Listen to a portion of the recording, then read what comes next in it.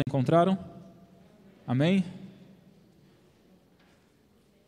Verso 4 diz assim: porque desde a antiguidade não se ouviu, nem com os ouvidos se percebeu, nem com os olhos se viu, outro Deus além de ti, que trabalha em favor daqueles que nele esperam.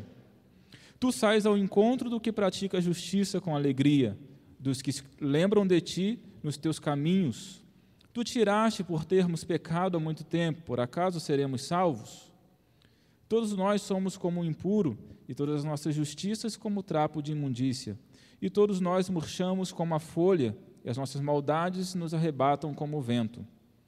E não há quem invoque o teu nome, que desperte e te detenha, pois escondeste de nós o rosto e nos consumiste por causa das nossas maldades. Mas agora, tu és nosso Pai, ó Senhor.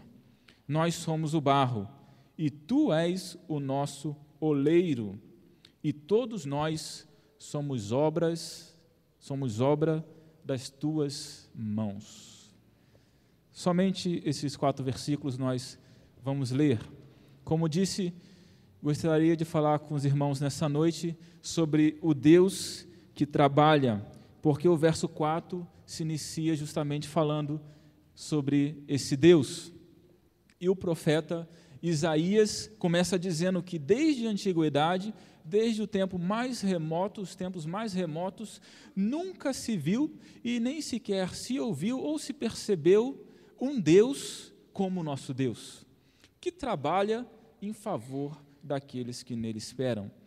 E é interessante porque o profeta Isaías está mesmo antes de Jesus. Então, desde Isaías até os nossos dias, já se passaram também milhares de anos, mais de 2.000 anos, talvez 2.500 ou 3.000 anos, não sei exatamente, mas mais de 2.000 anos. E nós podemos continuar dizendo que não há e não existe outro Deus além do nosso Deus. Amém, queridos? Ou seja, os tempos depois de Isaías prosseguiram e o nosso Deus continua o mesmo Deus, por diversas características, mas uma em singular que o verso 4 nos deixa. E é interessante pensar que realmente existem vários outros deuses, existem milhares de deuses na Terra hoje, como existia naquele tempo. Por exemplo, na Índia, existe mais de 1.000 deuses. Eles adoram, como pode, né? Adorar mais de 1.000 deuses. Opa! Você passa pela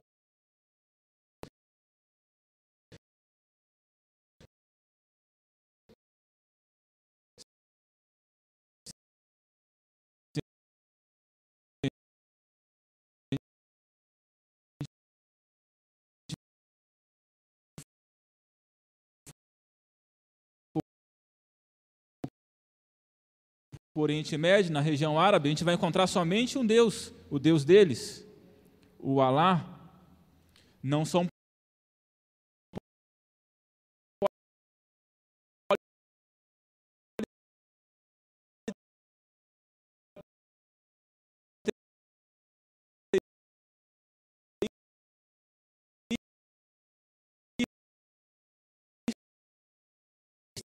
são monoteístas, mas ainda assim não é o nosso Deus. Porque desde a antiguidade jamais se viu um Deus como o nosso Deus. E, irmãos, nós poderíamos pensar diversas características que tornam o nosso Deus singular, que tornam o nosso Deus único, o Yahvé, o Eu Sou, o Todo-Poderoso. Poderíamos pensar na sua onisciência, ou seja, Ele sabe de todas as coisas ao mesmo tempo. Ele sabe o que vai no nosso coração, Ele sonda, Ele perscruta os corações. Por isso, Deus disse a Samuel, quando você chegar na casa de Jessé, não olhe o que está na aparência, porque eu vejo o que está no coração. E nós poderíamos pensar também no fato dele ser eterno, porque como diz o salmista, de eternidade em eternidade tu és Deus, não tem princípio nem fim. E nós poderíamos ficar aqui elencando diversos atributos, características de Deus, e nós veríamos, Deus é poderoso, Deus é Senhor, o nosso Deus é único, amém, queridos? O nosso Deus, que lindo, que maravilhoso, Ele nos salvou, nos resgatou. O nosso Deus é tudo. Meu Deus, meu Senhor, meu Rei, meu amor, meu tudo. Meu Deus, não existe outro além do meu Deus, o Yahvé, o Deus das Escrituras Sagradas. E, meus irmãos, no entanto, eu gostaria de tratar com os irmãos nessa noite sobre uma característica em especial do nosso Deus, esse nosso Deus Todo-Poderoso, que é que Isaías coloca aqui no verso 4. Porque Isaías diz, tratando da singularidade do nosso Deus, um Deus que trabalha em favor daqueles que nele esperam. Meus irmãos, e isso torna o nosso Deus também singular, e eu gostaria de tratar dessa característica em específico, em relação a todos os outros deuses, porque todos os outros deuses que são fracos, que nem se comparam ao nosso Deus, todos os outros deuses esperam, tentam conquistar a exaltação, fazendo as pessoas trabalharem por eles. E ao fazerem isso, só também acabam de provar a sua fraqueza.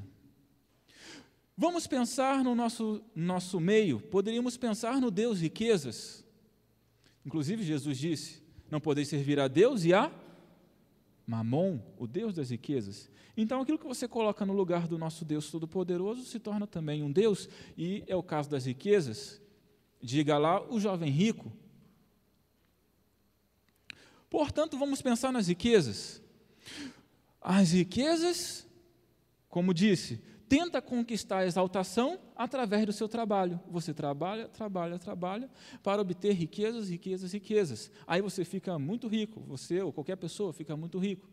E não há nenhum problema com isso. Só que não satisfaz. A pessoa continua querendo e querendo mais ainda. Por isso existem muitas pessoas ricas, mas que estão depressivas. Porque o dinheiro não traz aquilo que elas estão ansiando no mais profundo da sua alma, o que só o nosso Deus pode trazer. Meus queridos, Deus está dizendo, o profeta está dizendo, não existe nenhum Deus além de ti, que trabalha em favor daqueles que nele esperam. E o próprio Isaías, se você for lá ler em Isaías 46, verso 1, se você for ler também Jeremias, o profeta, capítulo 10, verso 5, alguns textos aqui que eu separei, você vai perceber como os profetas zombam dos outros deuses, fazem chacotas e ironias com os outros deuses, que precisam do trabalho para receber a exaltação. Por exemplo, Isaías ele vai dizer, 45, que Deus é esse que precisa de um carro para ser carregado, falando das imagens que os outros deuses tinham. Que Deus é esse que precisa que alguém fale com ele porque ele não tem visão? E Isaías está dizendo, esses deuses são fracos, porque eles precisam do trabalho dos outros. O que Isaías está dizendo é, o nosso Deus não precisa de nada. O nosso Deus não precisa de ninguém, porque Ele é autossuficiente, Ele é único. Ao contrário, Ele nos dá a oportunidade, Ele nos dá a alegria, Ele nos dá a satisfação de podermos servir a Ele. E, meus irmãos, que alegria servir a Deus. Amém?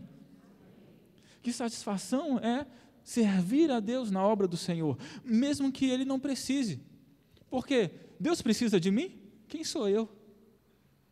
Deus precisa de algum de nós? Já diz as faixas nos caminhões, né? As frases de caminhão. Você, sem Deus? Obrigado, os irmãos conhecem, os irmãos leram também a frase do caminhão. Deus sem você continua sendo Deus, mas você sem Deus é nada. Uma frase boa de caminhão essa. Porque realmente, Deus não precisa de nada, Deus não precisa de ninguém, Ele é autossuficiente. Isaías está dizendo, os outros deuses precisam dos outros, do trabalho dos outros, mas o nosso Deus, Ele tem olhos, Ele vê, Ele tem pernas, Ele anda. O nosso Deus é o Todo-Poderoso, Ele sente cheiro, Ele tem tudo o que necessita. Meus queridos, Ele é o único que trabalha por aqueles que nele esperam.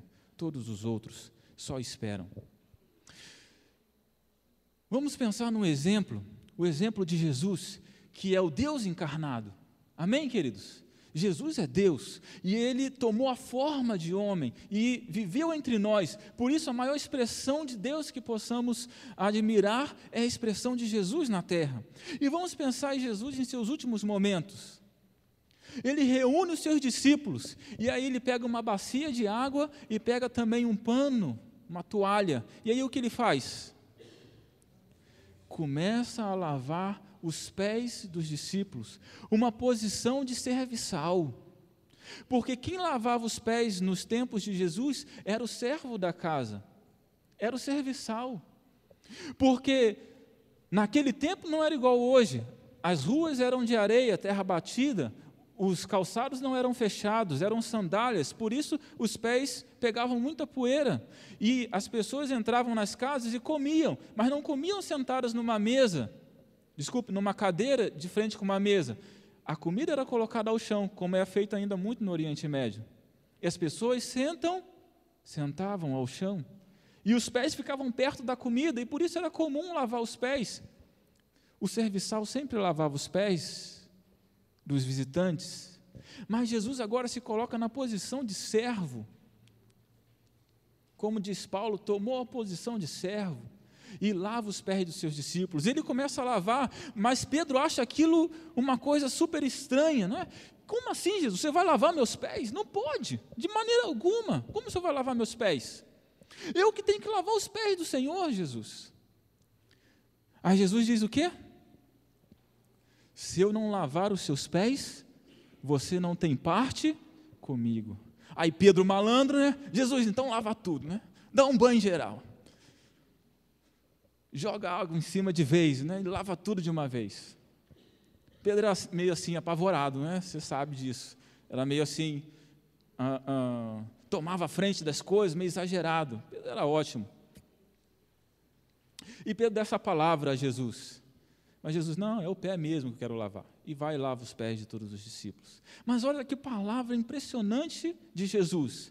Se você não deixar eu lavar os seus pés, você não tem parte comigo. Jesus está dizendo, Pedro, se você não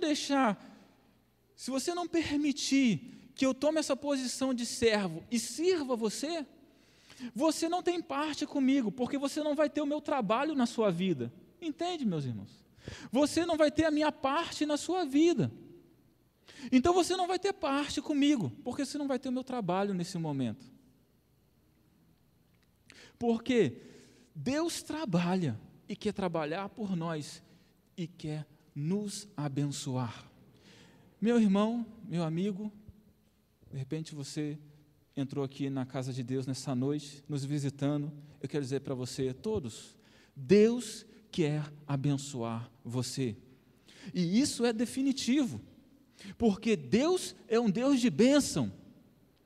Deus é um Deus que tem prazer, tem satisfação em abençoar os seus filhos, em abençoar os seus súditos, os seus discípulos, porque Deus é um Deus de bênção.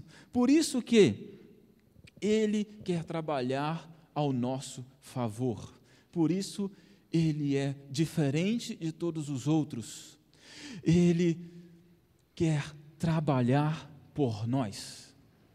Mas o texto é claro ao dizer, é um Deus que trabalha em favor daqueles que nele esperam. E esse é um segundo ponto ao qual estou caminhando.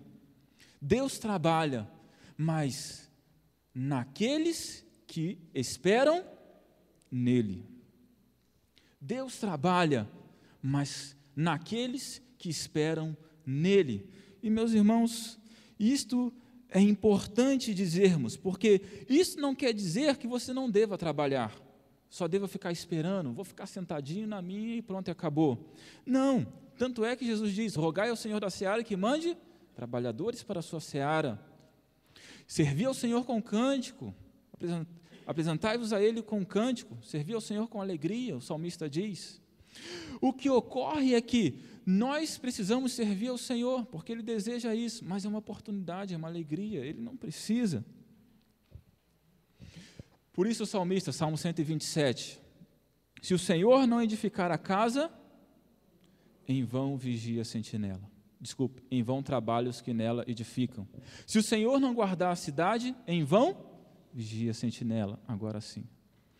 Não significa que você não deva vigiar a cidade, ou que você não deva trabalhar para edificar a casa. Significa apenas que você deve trabalhar para edificar a casa, vigiar a cidade na dependência do Senhor, do Todo-Poderoso Deus. Esperando que Ele vai te auxiliar a fazer isso, esperando que Ele vai te orientar a fazer esse serviço. Porque senão é como diz o verso 2 desse mesmo Salmo: inútil vos será cedo levantar, comer o pão de dores, porque o Senhor dá aos seus amados enquanto dormem. Glória a Deus, amém, queridos? Senhor seja exaltado, porque o Senhor dá aos seus amados enquanto dormem. Já imaginou, já pensou nisso? Que coisa maravilhosa é o nosso Deus, que esplêndido. Enquanto você está dormindo, o Senhor está te abençoando. Assim como no momento em que você está trabalhando, o Senhor também está te abençoando. Assim como no momento que você está vigiando. Em todos os momentos, Deus quer te abençoar, mas lembre-se, se você espera nele, se você depende dele, se você confia nele para isso. Por que isso é importante, meus irmãos? Porque se você não esperar, se você não depender de Deus, você vai ser levado a fazer aquilo que você bem entende. Você vai ser levado a tomar as suas próprias providências para as circunstâncias e situações da vida. Ou seja, se você não espera a providência de Deus, você vai tomar as suas providências. E sabe qual é a verdade, meus irmãos? As nossas providências não são as melhores. As nossas decisões não são as melhores. Por isso, o profeta está dizendo: espera no Senhor.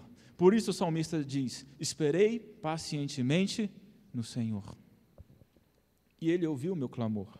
John Piper diz, um grande teólogo norte-americano: esperar significa parar e conscientizar-se com sobriedade da nossa incompetência e da completa suficiência de Deus. Esperar significa parar e conscientizar-se com sobriedade da nossa incompetência e da completa suficiência de Deus. Ou seja, meus irmãos, nós não somos competentes para tomar nossas decisões. Nós não somos competentes, estou enrolando essa palavra, nós não somos competentes para agirmos da nossa própria maneira. Nós não somos tão inteligentes. Nós não somos tão sábios. Nós não somos tão espertos, por mais carioca que alguém possa ser. Existe alguém em quem nós devemos confiar. Existe alguém em quem nós podemos confiar. Existe alguém em quem nós precisamos esperar. Ele é nosso Senhor, o nosso Deus. Glória ao Todo-Poderoso, porque Ele é suficiente. A suficiência de Deus, isso mostra quando você crê na suficiência de Deus, isso mostra que você espera nele. Pois bem, queridos, eu quero dizer que isto traz glória para Deus. E esta é a grande questão do profeta e do próprio Deus ao trabalhar em nossas vidas, ao trabalhar por nós. Ele deseja a glória, porque pensa comigo, se nós realizamos, e se nós fazemos, e se nós trabalhamos e servimos, e aquilo fica muito bom, de quem vai ser a glória? De quem vai ser o mérito? Vai ser nosso. Se nós tomamos uma decisão acertada, de quem é o mérito? O mérito é nosso. Mas Deus não quer o mérito para a gente. Deus quer todo o mérito, porque Ele é digno de toda a honra e de toda a glória. Então, aí está o grande desejo de Deus em trabalhar por nós. Não porque Ele quer apenas ser o nosso serviçal, mas porque Ele quer receber glória através de nossas vidas. Ele quer receber glória através de nossas ações. Ele quer receber glória através de tudo que fazemos, pensamos ou sentimos. Então, quando você espera confiantemente no Senhor, pacientemente, quando você depende de Deus, logo as coisas saem do jeito de Deus, e logo Deus é glorificado, o Todo-Poderoso. Logo Deus é honrado, e logo você pode dizer assim, depois de um grande trabalho, você pode dizer assim, isso não é obra minha. Alguém pode até estar me elogiando por aí, mas isso não é obra minha. Está vendo isso daí? Isso é trabalho de Deus. Isso é obra de Deus. É isso que Deus quer ouvir, entende? Porque dessa maneira Deus vai ser glorificado. É como um grande coro, um bonito coro, que canta uma bonita música, como já ouvimos aqui várias vezes o coral tocar. E fica bonito, fica esplêndido, fica maravilhoso, e cada um trabalhou arduamente para fazer daquela música, daquele momento, um momento bonito. Mas Deus quer ouvir no final, isso não é trabalho nosso, isso é trabalho de Deus. Foi Deus que me ajudou a chegar até aqui. É porque eu esperei nele, é porque eu confiei nele, é porque eu dependi dele. Então vocês estão vendo algo bonito, mas isso é trabalho de Deus. Eu só estou aqui de coadjuvante. Eu só estou aqui como uma imagem que Deus usou, mas o trabalho mesmo, quem agiu mesmo, quem operou mesmo no coração, na alma, no entendimento, na inteligência, quem operou de verdade é Deus. Deus que está sobre mim, porque se não fosse Ele, eu ia ficar na minha casa, talvez em depressão, eu ia ficar na minha casa, talvez sem desejo de vir à tua casa, pensando no coro, né? Eu não ia querer ensaiar, se não fosse Deus para me ajudar, para me dar forças. Entende a relação? Não está me acompanhando? Deus quer receber glória, meus irmãos. Deus quer ser exaltado em todas as questões, em todas as áreas de nossa vida, em tudo que fazemos, pensamos ou sentimos. E por isso, Ele é um Deus que trabalha. Um Deus que trabalha em favor daqueles que nele esperam. E aí, meus irmãos, é que entra a oração. Aí é que entra a oração. Quando nós precisamos esperar, porque o esperar está diretamente relacionado à oração. Como diz John Piper também, vou citar ele novamente. A oração é a atividade essencial da espera por Deus. A oração é a atividade essencial da espera por Deus. O salmista diz, esperei com paciência no Senhor, e Ele ouviu o meu clamor. O que é o clamor, senão as nossas orações? As nossas súplicas, os nossos pedidos.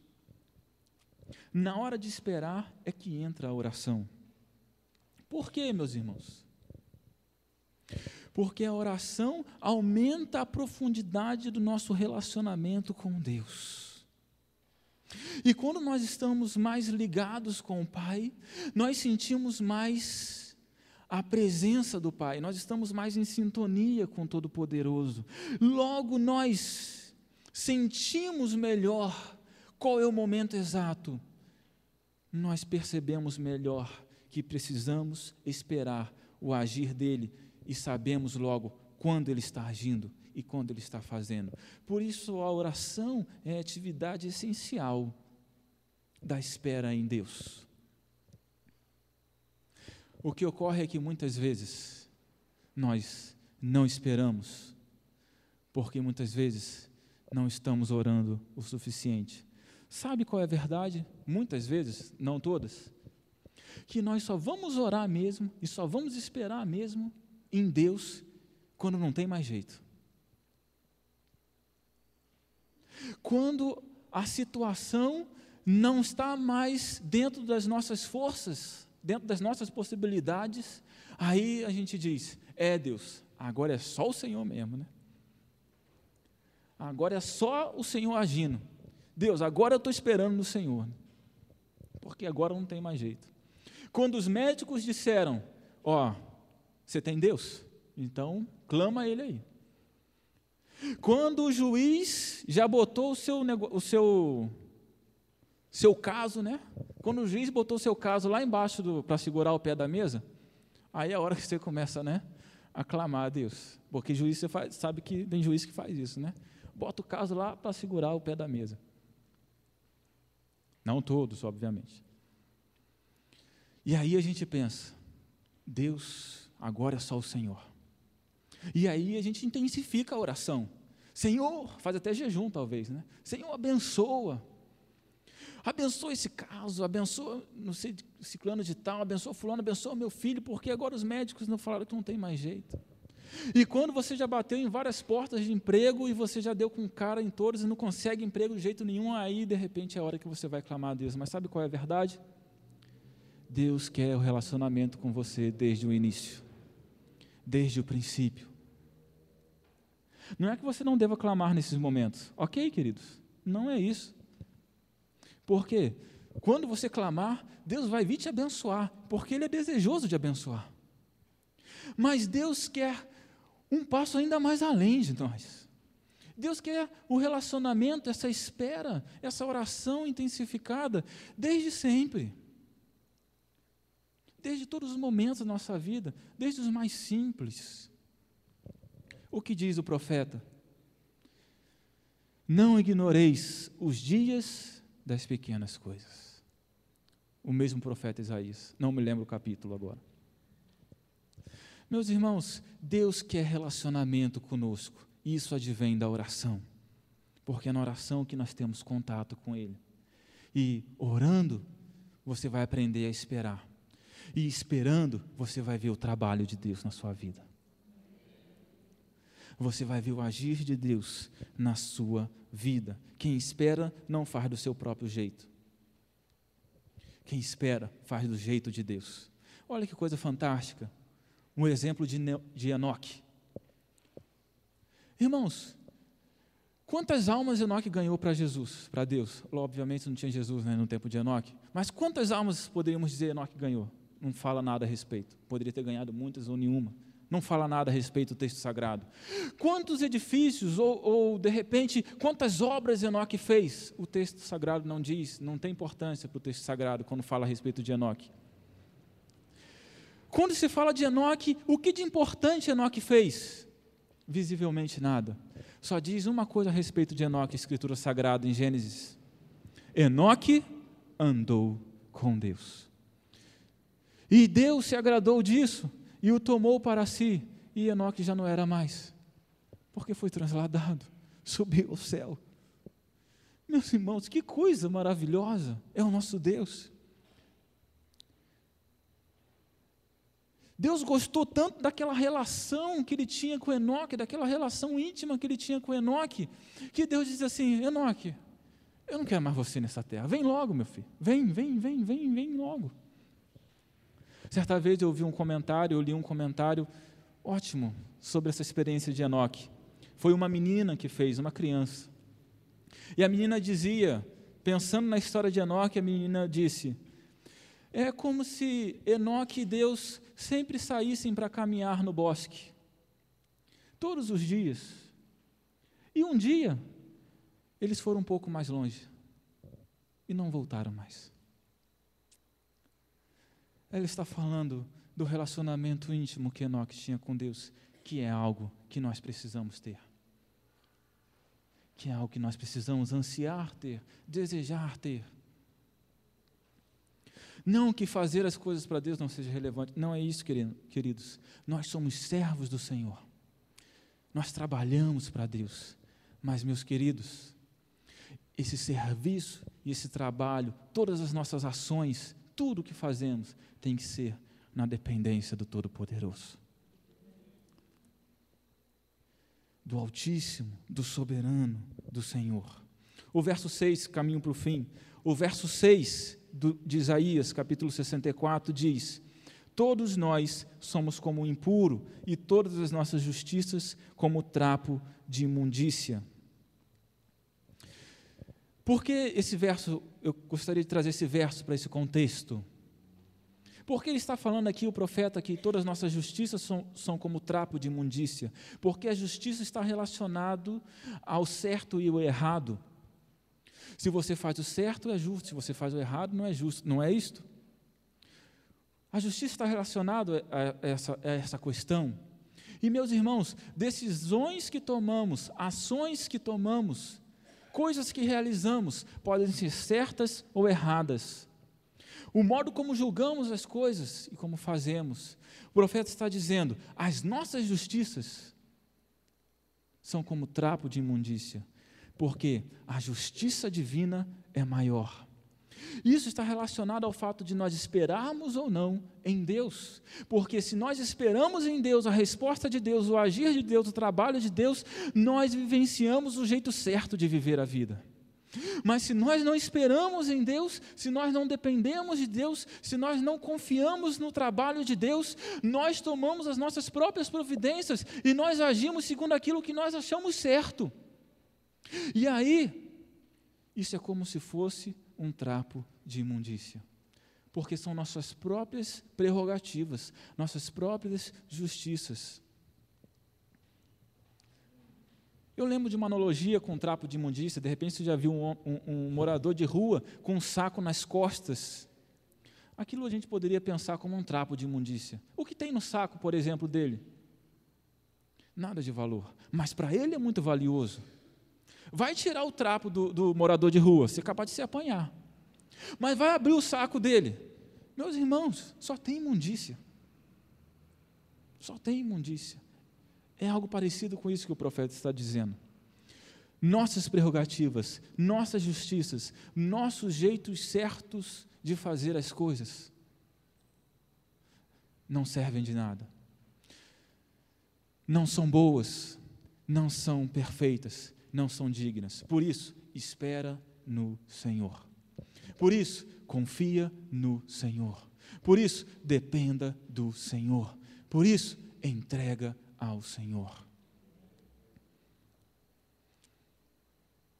Queridos, é fantástico isso. Deus trabalha em favor daqueles que nele esperam. Deus quer trabalhar na sua vida. Deus quer abençoar você. Deus quer te dar tudo o que você precisa. Deus quer te dar tudo o que você necessita. Só nos basta uma coisa: esperar nele, depender dele, confiar nele. Termino, Salmo 37, o salmista diz: deleita-te no Senhor e Ele concederá os desejos do seu. Está vendo? O que você deseja vai estar em sintonia com o desejo de Deus, Ele vai te conceder. O verso 5 continua: entrega o teu caminho ao Senhor, confia nele, e o mais Ele vai fazer. O mais Ele vai fazer. Ele vai trabalhar, Ele vai realizar, Ele vai atuar. Paulo diz, é Ele que opera em nós, tanto o querer como o efetuar. Meus irmãos, Deus está totalmente desejoso de nos abençoar, de trabalhar em nós, de agir em nosso favor. O verso 8 vai dizer, Tu és nosso Pai, Senhor, nós somos o barro, e Tu és o nosso oleiro, somos todos obra das Suas mãos. Você e eu, vaso, Ele é o oleiro, Ele trabalha, Ele quer trabalhar em você, Ele quer moldar o seu caráter, moldar a sua vida, fazer o que Ele bem entende com você, quer te nortear, quer te controlar, quer ser seu Senhor. Deus tem tudo que nós precisamos, Deus tem tudo que necessitamos, Deus tem tudo a nosso favor. Por que nós não vivemos as maravilhas de Deus muitas vezes? Por que nós não vivemos o melhor de Deus muitas vezes? Porque estamos fazendo aquilo que queremos. Estamos botando o carro na frente dos bois, ou os bois na frente do carro, sei lá. É os carros mesmo na frente dos bois. E não estamos esperando Deus agir. e não estamos esperando Deus trabalhar, e não estamos esperando Deus fazer. Eu quero desafiar o irmão nesta noite, também nosso amigo, a entregar a sua vida, a entregar o seu caminho, a esperar no Senhor, a confiar no Todo-Poderoso Deus, a confiar plenamente e dizer: Deus, minha vida é tua, tudo que eu tenho é seu. Deus, eu quero ser um vaso, eu quero ser um vaso nas tuas mãos.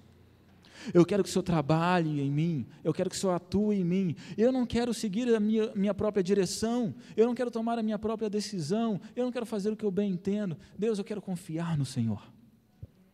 Deus, eu quero colocar essa minha súplica, essa minha ansiedade, esse meu desejo, eu quero colocar diante do Senhor. Deus, essa causa que eu estou orando há tanto tempo, e eu tenho ficado ansioso, e eu tenho ficado pesaroso, Deus, eu quero confiar no Senhor. Deus, eu quero esperar no Senhor. Deus, eu quero que o Senhor trabalhe em mim. Eu quero que o Senhor trabalhe em meu favor. Deus, eu vou confiar no Senhor. Se você entrou aqui nessa noite também, e de repente não teve ainda um encontro com Jesus, você também pode ter nesse momento.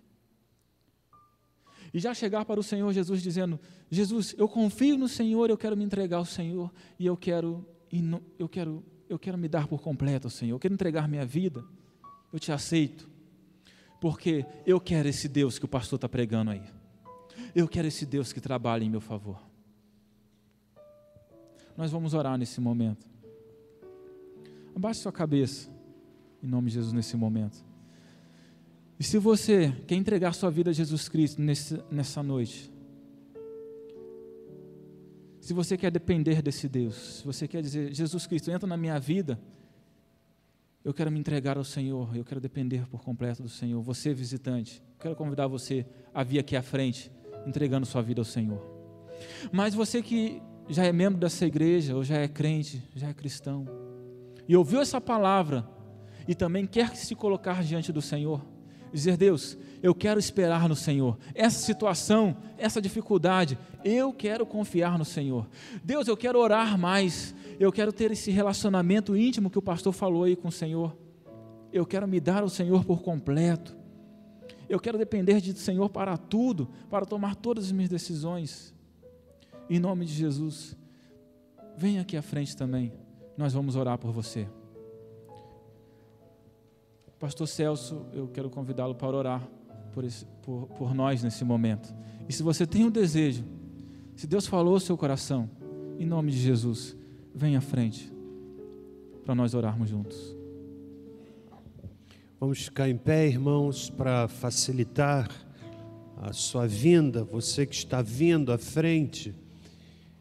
E culto de oração é um culto muito peculiar, porque a gente foca a palavra e esse momento de orar. Pode chegar um pouquinho mais aqui para o meio, a oração e a palavra, né? Deus sabe o que vai no seu coração. Talvez pessoas aqui que estão precisando de direção para uma decisão a ser tomada. E que bom a gente ouvir que Deus trabalha a favor daquele que nele espera. A grande questão é saber esperar em Deus. O relógio de Deus não funciona como o seu relógio.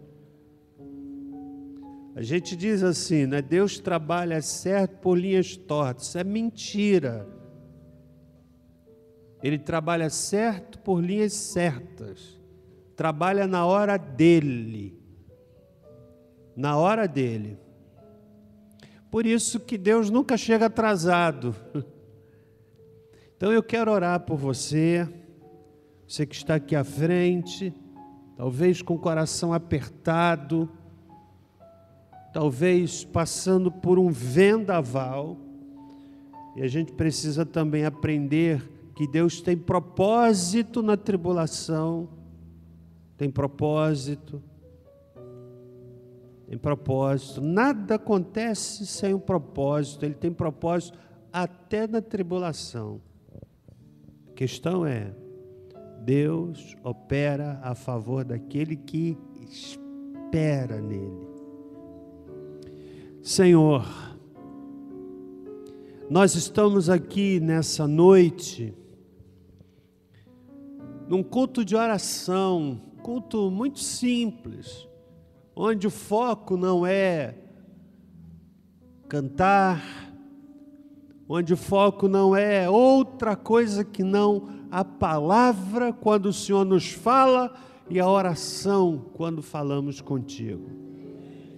Aqui estão, Deus, vários irmãos e irmãs, gente que está tomando posição de viver de acordo com a tua vontade, como tem sido difícil para alguns de nós aqui. Mas, por outro lado, como vale a pena?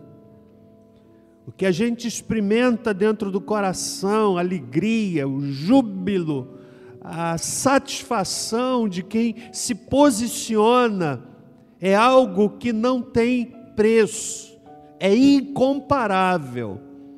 E alguns aqui, meu Deus, estão tomando posição.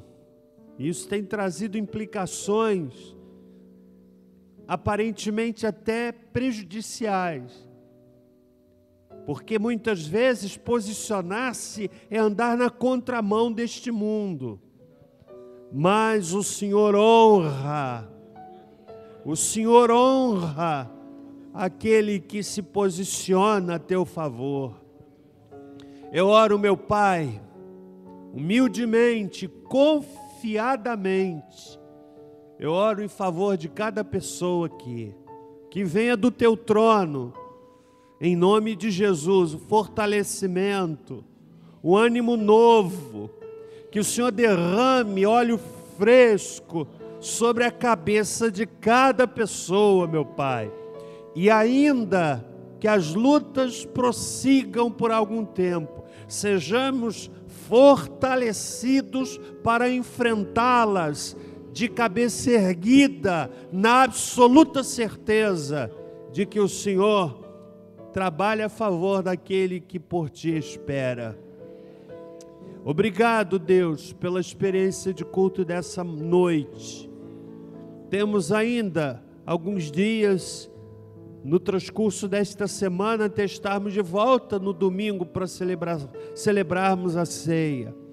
E o culto de meio de semana revigora, renova as nossas forças para as lutas que temos no nosso dia a dia. Obrigado, Pai. Põe a tua mão sobre nós. Oro por aqueles que estão nos ouvindo e vendo através da internet, Deus. Que a palavra pregada através deste veículo possa alcançar aquele coração que precisa de uma palavra de ânimo, de encorajamento, Senhor. Peço-te em favor dos enfermos da tua igreja. Peço-te por aqueles que estão passando lutas, Deus. Maria Alice, que foi citada aqui. A Iracina, Deus, que luta com o câncer. Tem misericórdia dela, Deus. Eu te peço, Senhor, tem misericórdia. Em o nome do Senhor Jesus. Amém. Amém. Você pode abençoar a pessoa ao seu lado. Pode regressar ao seu lugar. Já caminhando para o fim, mas eu quero ainda fazer aqui alguns lembretes.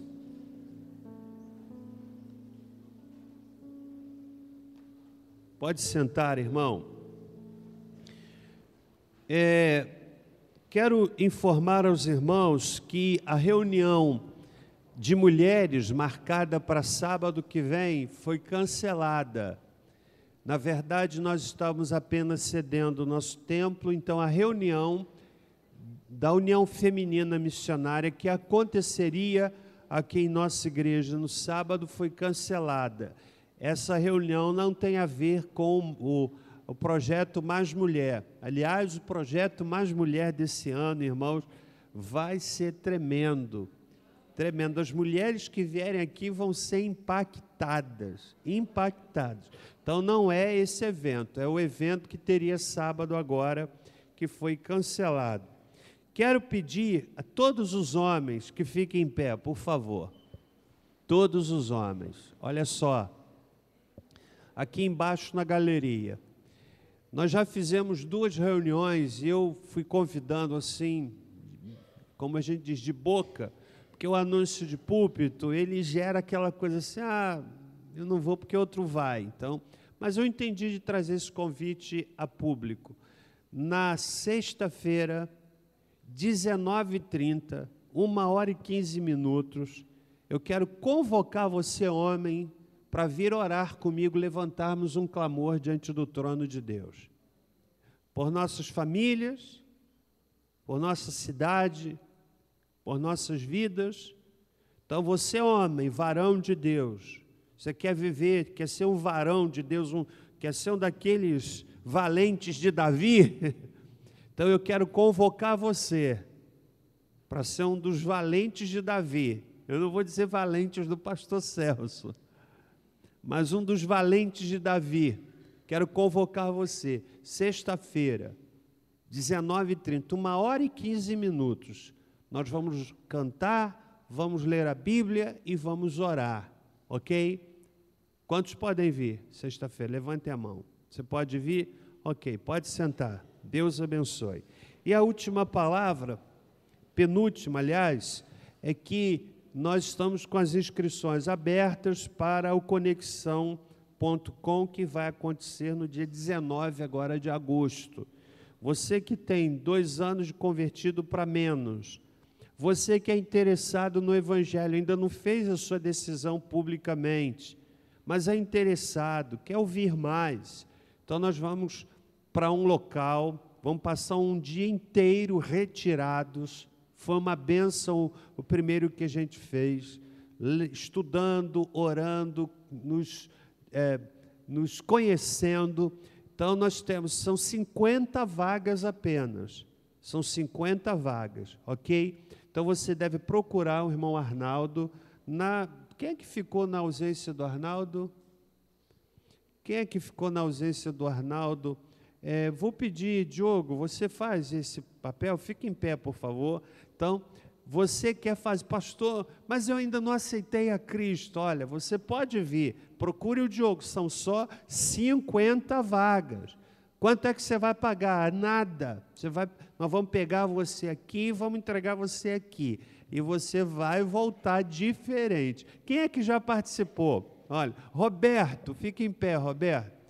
O que você diria para encorajar as pessoas? Dá uma palavrinha aí, Roberto. Foi bom? Valeu? Você queria até ir outra vez, né, Roberto? Deus abençoe.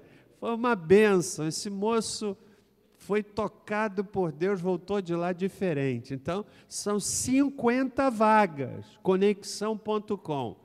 Eu não sei nem se já preencheu tudo, mas corra ainda, porque aí a gente vai deixando você na lista de espera. Então, Diogo, papel e lápis na mão, caneta, ou alguma coisa aí, porque você vai anotar daqui a pouquinho, tá? E a última palavra é a seguinte: na segunda-feira que vem, 19h30, nós vamos ter aqui um fórum sobre união estável. Nós vamos ouvir o trabalho da comissão, a igreja nomeou uma comissão, né, para estudar esse assunto e oportunamente trazer um parecer à igreja. Ali naquele fórum não é deliberativo, é informativo, de esclarecimento, você poder perguntar, poder se informar, né, porque é a igreja que vai votar na Assembleia, ok? Então, união estável. Mas antes eu preciso dizer também que isso não tem nada a ver com união estável entre homossexuais. Porque às vezes a pessoa entende união estável e a igreja está querendo, tem nada a ver. União estável é aquele homem que vive com aquela mulher, é uma modalidade que a lei abriu para, de alguma forma, dar cobertura, sobretudo, à mulher, ok? Então não tem nada a ver com homossexualismo. Eu digo isso porque alguém pode pensar. Os irmãos estão entendendo? Estou claro na minha fala? Ok? Segunda-feira, 19h30, em uma das nossas salas, a gente vai ouvir a comissão, e é um fórum de debate, um fórum para discussão dessa matéria, ok? A deliberação é da igreja, a comissão depois vai apresentar o parecer. A igreja vai votar na sua soberania, vai votar o parecer da comissão. Não é votar contra, a favor. Se quem é contra a união estável, quem é a favor. Vai votar o parecer que vai ser apresentado pela comissão. Vamos ficar em pé. E eu quero, antes de finalizar o culto, irmãos, orar por uma questão extremamente importante, gravíssima, que vai ser discutida no nosso país a partir de amanhã, que é sobre a questão do mensalão. Isso é tão grave, não é? Porque define se justiça é justiça justa para todo mundo. Então, eu quero orar. Eu não sei se outras igrejas estão orando, a gente quase não fala, porque é mensalão. Você pensa assim, não me afeta, mas define, gente, define até onde a justiça é justiça. Então, eu quero orar para que o Senhor Deus dê clareza aos ministros do Supremo Tribunal que vão decidir isso. Isso nos afeta, é tido como o maior escândalo da história desse país. Vocês ouviram isso? Então, a gente precisa orar para que os ministros tenham clareza e que esse país seja passado a limpo, que haja justiça. Você concorda comigo? Né? Eu não posso deixar isso em branco como se fosse lá nos Estados Unidos. Eu diria que é uma das questões mais graves da nossa nação, mais graves. E a gente tem acompanhado as informações. E eu penso que, como igreja, como pastor de uma igreja, eu não posso silenciar, eu pelo menos preciso desafiar o povo a orar. Amanhã começa, né, o julgamento, um julgamento longo, está marcado para terminar no mês que vem, e o que a gente quer é simplesmente que a justiça seja justiça. Ok? Vamos orar? Senhor Deus, querido Pai, ao finalizarmos este culto, nós o fazemos pedindo antes que nos abençoes na semana, mais uma vez nos guardes, e de uma forma muito específica, oramos pelos ministros do Supremo Tribunal que vão amanhã iniciar o julgamento desta página, desta história, desta pústula, desta ferida que foi aberta no nosso país, com gravidade enorme, porque, Senhor Deus, define até onde a justiça é justiça, e nós te pedimos, Deus, clareza para os ministros que vão julgar, para o relator que vai apresentar o seu trabalho de muita leitura, milhares de páginas, vários volumes. Eu oro, Deus, para que o Senhor possa pôr a tua mão nessa questão, porque tem a ver com a história do nosso país, da nossa pátria. Ó Deus, quando a gente vê tanto dinheiro usado na corrupção, vendo a saúde numa situação calamitosa, pessoas morrendo nos corredores de hospitais, Senhor, a violência institucionalizada, a vida banalizada, Senhor, e pode atingir a qualquer um de nós aqui. Deus, tem misericórdia deste país, Senhor. Tem misericórdia. É dever nosso como igreja clamar pela nossa nação. Eu oro pedindo isso, Senhor. Põe a tua mão nessa questão.